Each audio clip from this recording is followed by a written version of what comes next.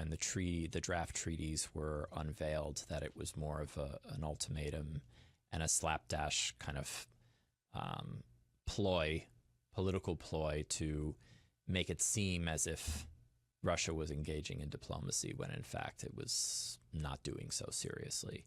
What's interesting is, again, looking at how little the foreign ministry knew about what was going on. Even Lavrov himself, as far as we understand, was not part of the decision-making structure that ultimately chose the path of war. And so, what he knew and what his marching orders were versus what was freelancing, I think it's still kind of hard to find out. But the point is that there was no real diplomatic process that was linked up with Putin and kind of followed what was, like you said, the kind of historical pattern where you were actually negotiating with the Russian side. But again, that was what the Russians put on the table. And so I think the Biden administration had no other choice but to engage with that. And so they set up these meetings. And, I think it's been revealed in I think it was El País, the Spanish newspaper, that the United States and NATO were willing to go quite far in talking to the Russians about real security measures, including, missile moratoriums and various elements of strategic stability to kind of meet the Russians halfway on what, collectively we thought were sort of the reasonable things to discuss in kind of arms control and de-escalation.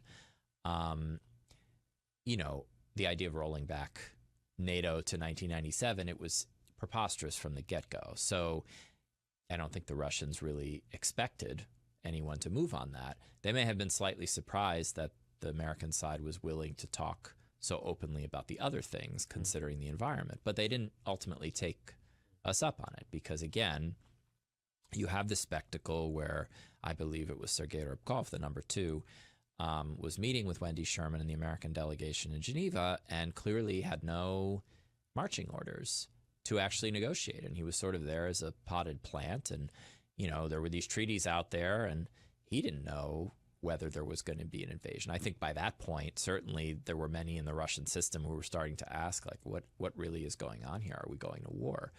But he wasn't linked into this. So Putin was within his own very small circle, making all the key decisions about the ramp up to the invasion.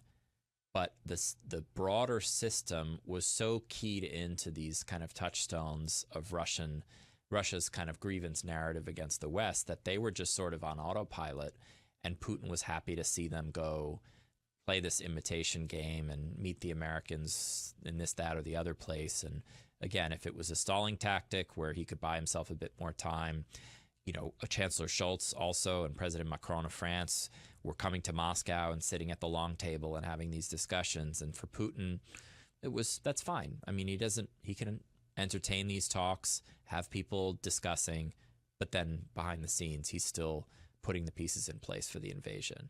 And I think in retrospect, it's clear. I don't believe there was any point